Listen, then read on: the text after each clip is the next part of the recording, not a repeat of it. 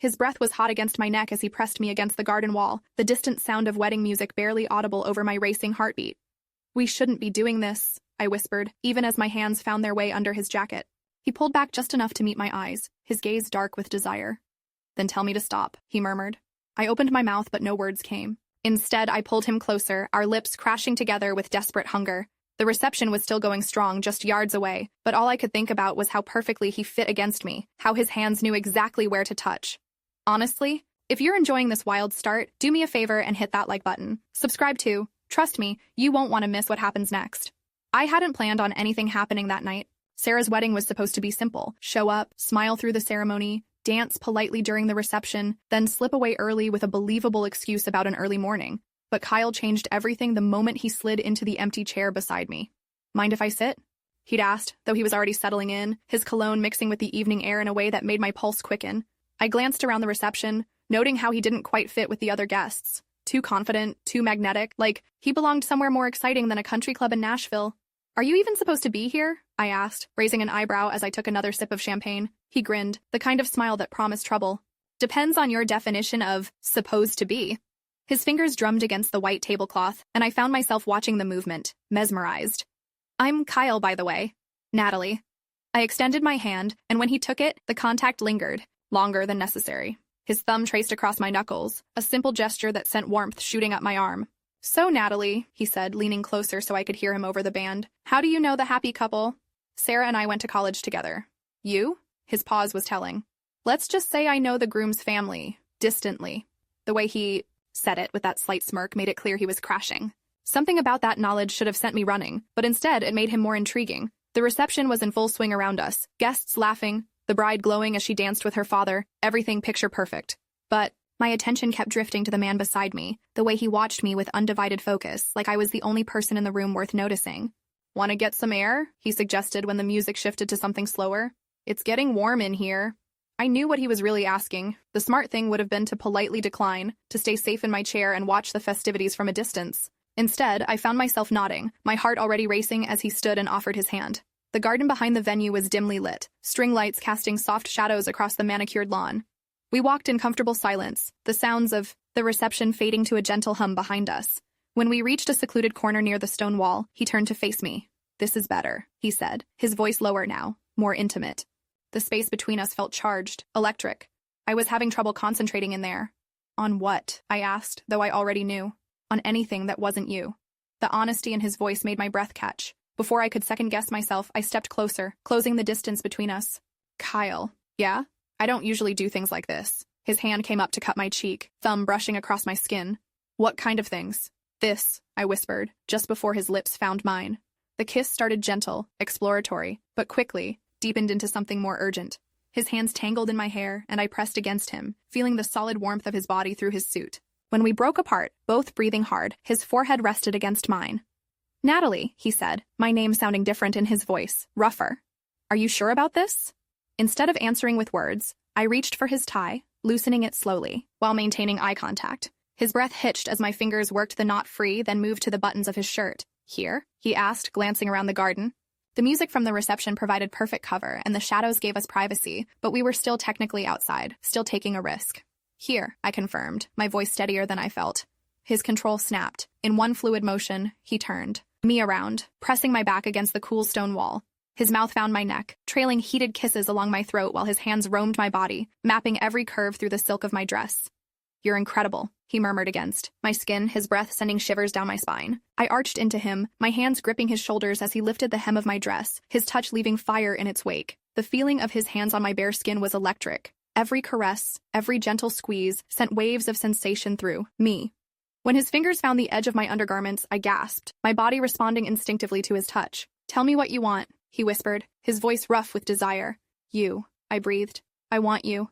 What followed was a dance of hands and mouths, of whispered encouragements and shared breath. He lifted me slightly and I wrapped my legs around his waist, the stone wall cool against my back as he positioned himself between my thighs.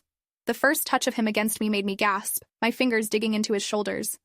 "Look at me," he commanded softly, and when our eyes met, he pressed forward slowly, filling me completely. The sensation was overwhelming. The stretch, the fullness, the way he fit inside me like we were made for each other. We moved together in perfect rhythm, his thrusts deep and steady, each one sending sparks of pleasure through my core.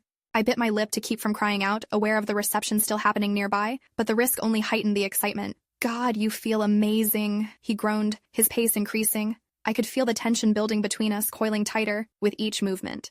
His thumb found that sensitive spot between my legs, circling with just the right pressure as he continued to move inside me. The combination was too much. My body began to tremble, the pleasure building to an almost unbearable peak. "Kyle," I gasped, my nails raking down his back. "I know," he whispered, his movements becoming more urgent. "Let go for me." When the climax hit, it crashed over me, in waves, my body clenching around him as I buried my face against his shoulder to muffle my cries. He followed moments later, his body shuddering as he reached his own peak, his arms tightening around me as he pulsed inside me. For several minutes, we stayed like that, breathing heavily, our bodies still joined. The reality of what we'd just done slowly settled in. We'd been intimate at someone else's wedding with a stranger in a public space where anyone could have discovered us. That was... I started, then trailed off, not sure how to finish. "Incredible," he supplied, pressing a soft kiss to my temple. "Absolutely incredible." As we slowly separated and began adjusting our clothes, I felt a mix of exhilaration and uncertainty. What did this mean? Was it just a moment of passion, or something more? "We should probably get back," I said, smoothing down my dress and trying to make myself presentable. "Probably," he agreed, but neither of us moved immediately. Instead, he pulled me close again, his hands framing my face as he kissed me deeply. "I'm glad I crashed this wedding," he murmured against my lips. "I'm glad you did too," I admitted. We made our way back to the reception separately, trying to act casual. I slipped back to my table, hoping no one had noticed my absence, while Kyle disappeared into the crowd. Throughout the rest of the evening, I caught glimpses of him, dancing with other guests, charming his way through conversations, somehow managing to blend in despite being an uninvited guest. But his eyes kept finding mine across the room, and each look was loaded with the memory of what we'd shared in the garden, the secret knowledge of how he'd felt inside me, how he'd made me come apart in his arms, created an invisible thread between us that grew stronger with each stolen glance. As the night wore on, I found myself growing restless. The champagne had lost its appeal, the conversation felt forced, and all I could think about was Kyle, his hands on my body, his voice in my ear, the way he'd looked at me like I was the most desirable woman in the world. When the bride and groom finally made their exit in a shower of sparklers and well wishes, I thought Kyle might approach me. Instead, he gave me one last lingering look and headed for the parking lot. My heart sank. Had it really been just a one-time thing? I was gathering my purse to leave when the server approached my table with a napkin. "A gentleman asked me to give this to you," she said with a knowing smile. I unfolded the napkin with trembling fingers. Written in bold handwriting were 10 digits and a simple message. "In case you want to finish what we started. K." I stared at the number, my pulse racing. Part of me wanted to crumple it up and forget this entire evening had happened. The rational part of my brain was already listing all the reasons why calling him would be a mistake. He was a stranger, someone who crashed weddings, someone who clearly lived life by his own rules. But the other part of me, the part that was still humming with satisfaction from our encounter in the garden, wanted to see him again, wanted to explore the connection we'd felt, wanted to see if the chemistry was as explosive and private as it had been against that stone wall. I folded the napkin carefully and slipped it into my purse. The drive home was a blur of streetlights and racing thoughts. I kept replaying every moment of our encounter, the way he'd touched me, the intensity in his eyes, the perfect rhythm we'd found together. By the time I reached my apartment, I was wound tight with renewed desire. I poured myself a glass of wine and sat on my couch, staring at the napkin I'd placed on the coffee table. What kind of person was I becoming? The old Natalie would never have done what I'd done tonight. The old Natalie certainly wouldn't be considering calling a stranger for more. But maybe that was the problem. Maybe the old Natalie had been playing it too safe, missing out on the kind of passion I'd experienced tonight. Kyle had awakened something in me, a hunger I hadn't even known existed. My phone buzzed with a text from Sarah. "Thank you so much for coming tonight. Did you have fun? I saw you talking to that gorgeous mystery man. Who was he?" I stared at the message, unsure how to respond. How could I explain that I didn't really know who he was, but that he'd given me the most intense physical experience of my life? That even now, hours later, I could still feel the phantom pressure of his body against mine? "Had a great time," I typed back. "The wedding was beautiful. Congratulations again." It was a non-answer, but Sarah was probably too wrapped up in her wedding night bliss to notice. I picked up the napkin again, tracing the numbers with my finger. What would I even say if I called? How did one go about arranging a second encounter with someone they'd met at a wedding they'd crashed? The wine was making me bold, or maybe it was just the lingering effects of the evening's passion. Before I could talk myself out of it, I grabbed my phone and dialed the number. It rang twice before his familiar voice answered. "I was wondering if you'd call." "Were you?" I asked, surprised by how breathless I sounded. "Hoping," he corrected. "I've been thinking about you since I left." The confession sent warmth spreading through me. I've been thinking about you too. Good thoughts, I hope? I laughed softly. Very good thoughts, though I'm still not sure what I'm doing. You're talking to someone who made you feel alive tonight, he said simply. Someone who wants to make you feel that way again. The directness of his words made my core clench with remembered pleasure. Kyle, where are you right now? At home? Alone? Yes. There was a pause, then, I could come over. If you want, I should have said no. Should have suggested we meet for coffee first, get to know each other like normal people. Instead, I heard myself giving him my address. I'll be there in 20 minutes, he said, and the line went dead. I spent those 20 minutes in a frenzy of preparation, changing into something more comfortable but still attractive, lighting candles, making sure my apartment was presentable. When the knock came at my door, my heart was hammering against my ribs.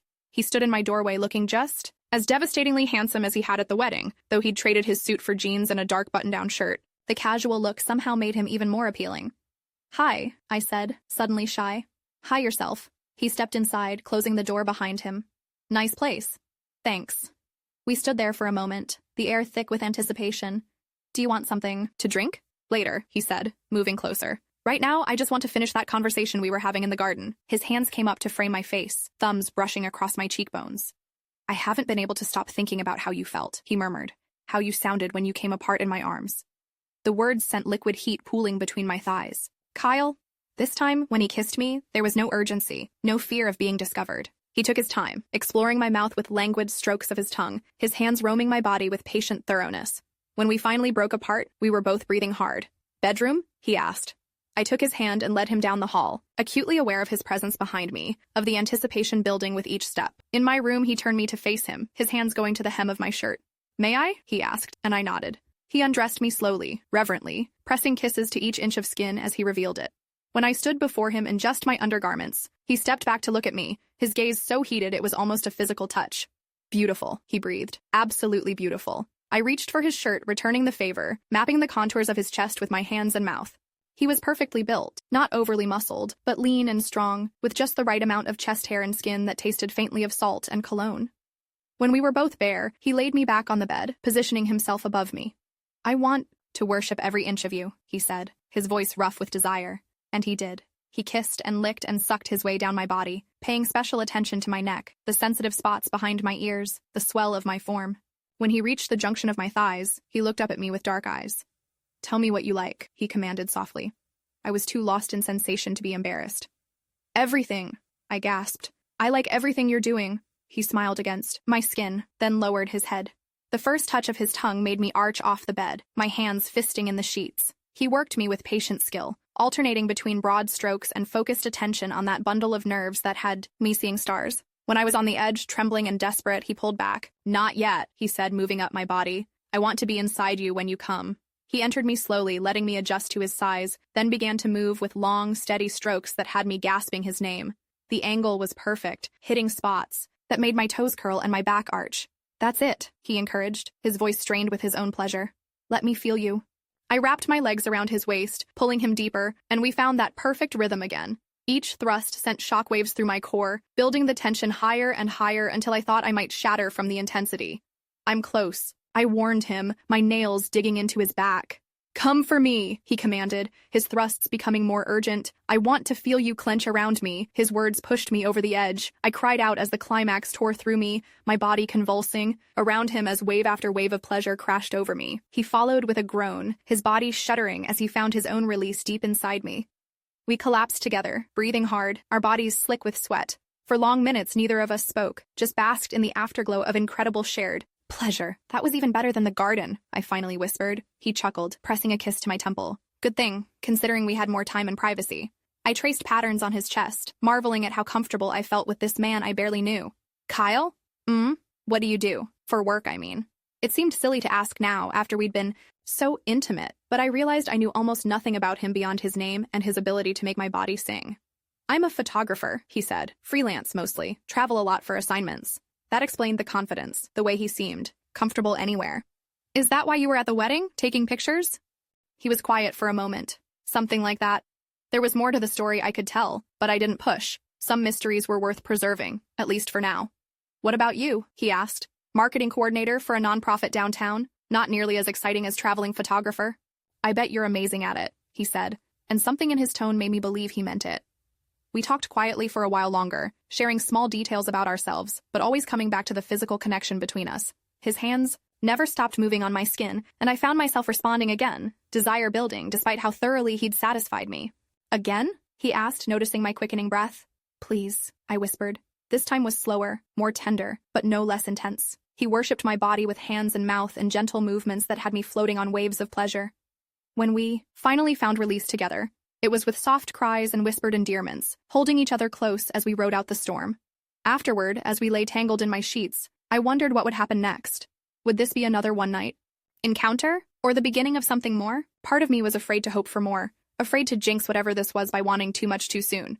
I should probably go, he said eventually, though he made no move to leave my arms. Should you? I asked, tracing circles on his chest. Do you want me to stay? The vulnerability in his voice surprised me. This confident man who'd crashed a wedding and seduced me in a garden was asking permission to spend the night. Yes, I said simply. I want you to stay. He tightened his arms around me. Good, because I wasn't really planning on leaving. I fell, asleep in his arms, more content than I'd been in months. When I woke the next morning, he was still there, watching me with soft eyes. Good morning, beautiful, he murmured, pressing a kiss to my forehead. Good morning. I stretched against him, enjoying the way his eyes darkened as my body moved against his. Any regrets about crashing that wedding? None whatsoever, he said, rolling me beneath him. Best wedding I never attended. As he began to kiss his way down my body again, I realized I didn't have any regrets either. Sometimes the best things in life came from the most unexpected places, like a stranger at a wedding who reminded you what it felt like to be truly alive. So tell me, if you were at a wedding and a mysterious stranger caught your eye, would you take the risk? Would you let passion override caution for one perfect night? Drop your thoughts in the comments. I want to hear what you do. And if this story got your heart racing, smash that like button, hit subscribe, and turn on notifications. Because trust me, you won't want to miss what's coming next.